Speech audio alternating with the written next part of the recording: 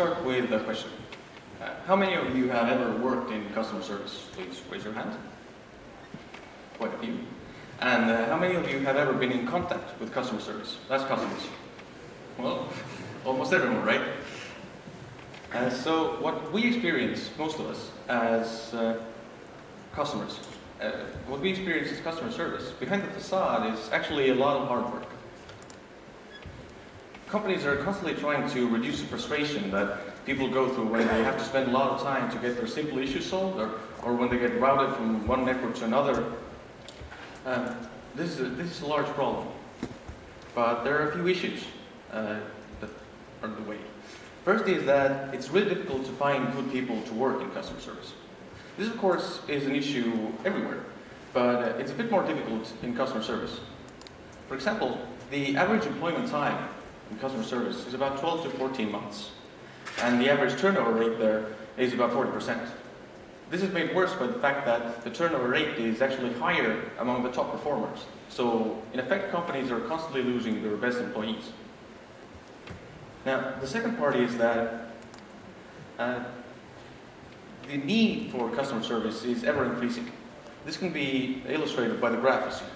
On the x-axis, you see the value of the solution to the customer. On the y-axis, you see the same thing for the company. On these axes, you can map every customer request. These numbers you see are from an analysis done by Elisa. They mapped all their customer contacts to these axes.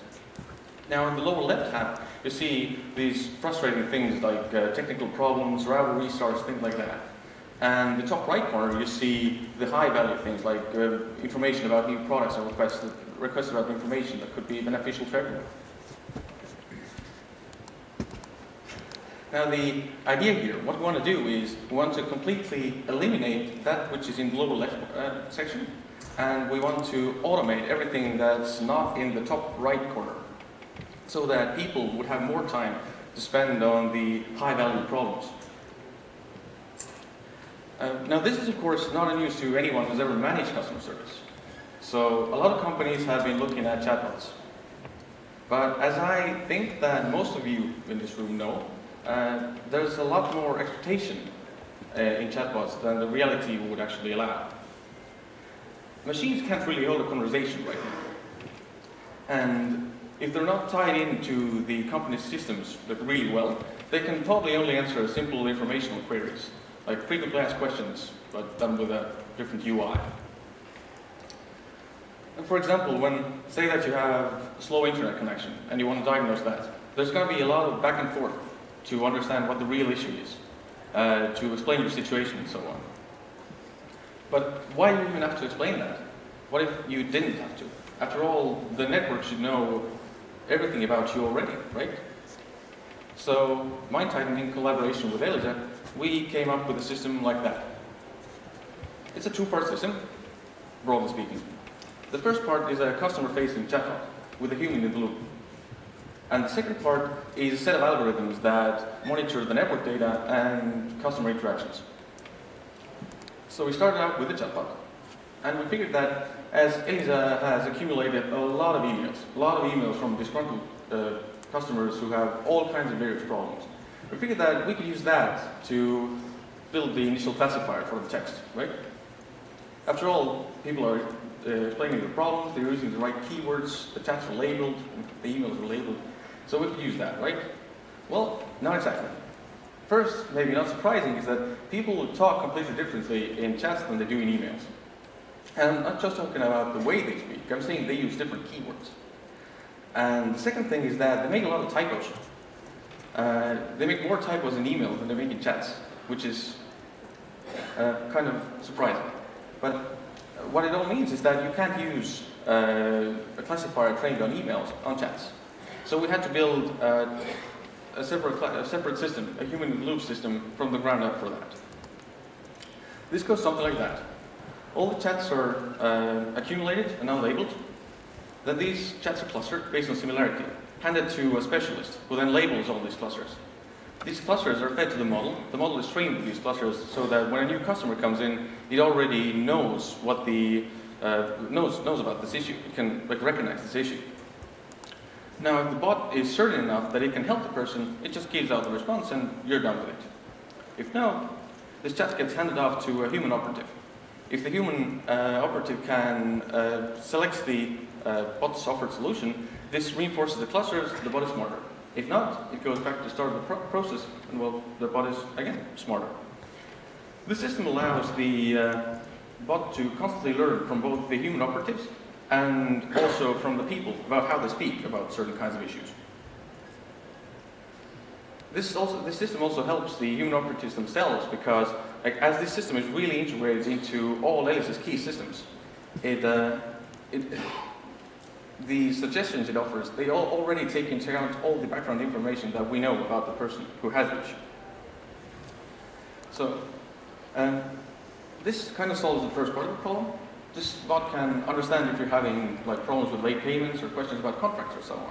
But it doesn't really know how the cellular network in general is working out for you. For that, we have to look at the network data. Now, there are a lot of good people that have been looking at the network data for a long time. They have been manually diagnosing a lot of issues. But it's a large network. It's not possible that a human can monitor, let alone diagnose everything that's going on there.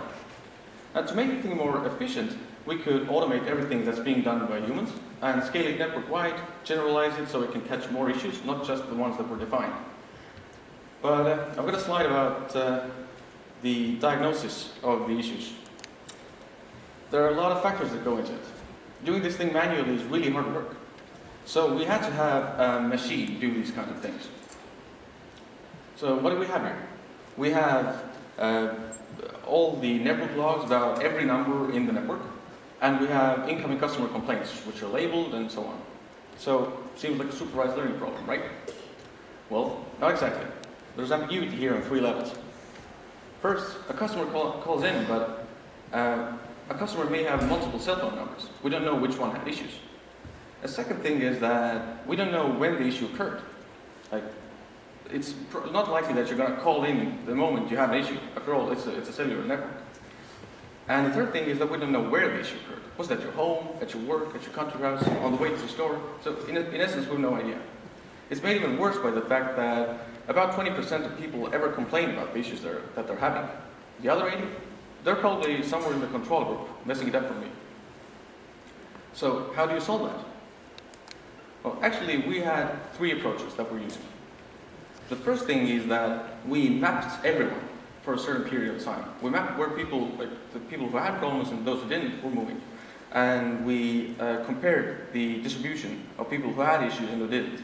So we saw that at a certain point in time and space, there is a large concentration of people who had issues. This can work as a label. But this is not accurate enough. The second thing we did to get it more accurate is that that Elisa is currently outfitting their employees with applications and devices that measure their connectivity while they move around the country. So we can use these things as labels when we see something anomalous, and we can work back to these labels from the network side. And the third thing, which is a bit different because, like the first 2, you can catch things that were reported or monitored. But for the third one, you would have to catch things that are not reported but are still anomalous behavior. This way you can catch, for example, devices that are a bad fit for the network or that are simply malfunctioning. These, of course, go to an analyst who actually labels the anomalous behavior. These labels are then fed back to the system, and it makes the bot smarter. We can talk about it more in depth at the workshop that we're having today. It's 3:30. Come there, we're going to have fun. This whole system, it works it ties back into the chatbot as an extra information layer. For example, if the system can diagnose an issue, and this can be solved by the techs behind the scenes, it will be done behind the scenes, and the person will never be the wiser. If it requires some input from the customer themselves, the chatbot will let them know, tell them about the next steps that they can do to improve their own experience. And again, problem solved. This whole system, it improves customer experience, improves Elisa's customer service in 3 different ways. First, we can resolve the issues proactively, in the sense that we can resolve your issue before you know that you're having it. The second is that we can speed up the solving the issues that we couldn't proactively eliminate. And the third is that we can involve people only when we really need to. There are some issues that really require human contact, and now people have more time to spend time on these kinds of issues. This is all not, in a sense, novel idea. There are a lot of companies facing the same issues that Elisa is facing today. And there are a lot of smart people trying to solve this. But this kind of plan requires a lot of collaboration between the executives, the engineers, the customer service people, the data scientists, and this is hard to come by in anything that's larger than a startup. But I think that with Elisa, MindTitan has that kind of collaboration. That's why I think that we could pull that off. And kind of totally expected, but still a fun fact, is that less stress makes happier people. And studies show that people who are in contact with happier customer service people are happier themselves. And well, I'm all for happier people. So I hope that all endeavors, such as ours, come to fruition. Thank you.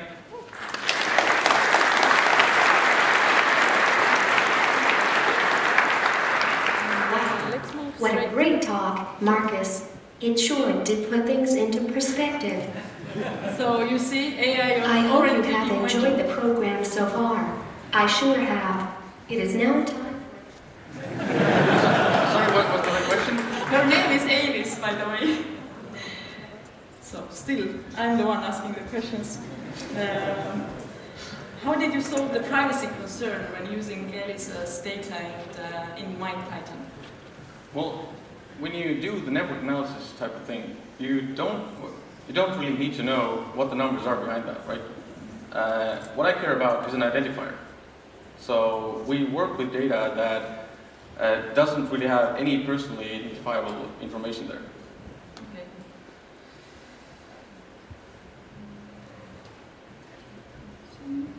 Is it a good idea to give advanced chatbots the capability not only to collect and analyze the data, but also to take actions instead of human in customer support? Oh, well, what kind of actions? Let's say, if you want the bot to actually take an action, there are a few steps it has to go through. Of course, there are some things that you're not going to allow the bot to do. You're not going to allow the bot to buy you a new cell phone or something like that. In things like that, you usually direct the person to a page where they have to do the action themselves, so they are really aware of what's really going on. You can do the simpler things, maybe like bot tells you can I configure your stuff so it works better, and you say yes, okay, I can do that because you can roll that back. But when the hard stuff, like financial transactions, no, in that case, it has to be very explicit that the person really wants that. But still, you can give away phones for free, for example. Well, yeah, you can always give phones out for free. You can talk to Elisa about that.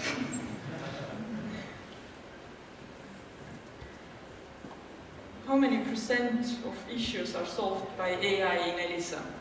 Do you have any statistics? I don't think I have the exact statistics right now. We're doing the simple stuff right now. We're collecting the chats about different issues takes a long time, and there are so many different issues that you can have when you're running a telecom business. So if you want the exact lowdown of what exactly the bot is answering and so on, you should go find Robert. He's easy to find. He's the tall, handsome guy. Somewhere here. I can't see. Well, you should find him and ask him. Okay. And the last question. What's your process for finding problems where machine learning could be worthwhile? I'm sorry, what's the...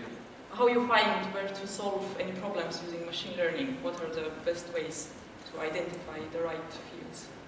Well, that's an interesting question because we started MindTitan because we're a bunch of engineers. We don't know what the problems are that really need to be solved.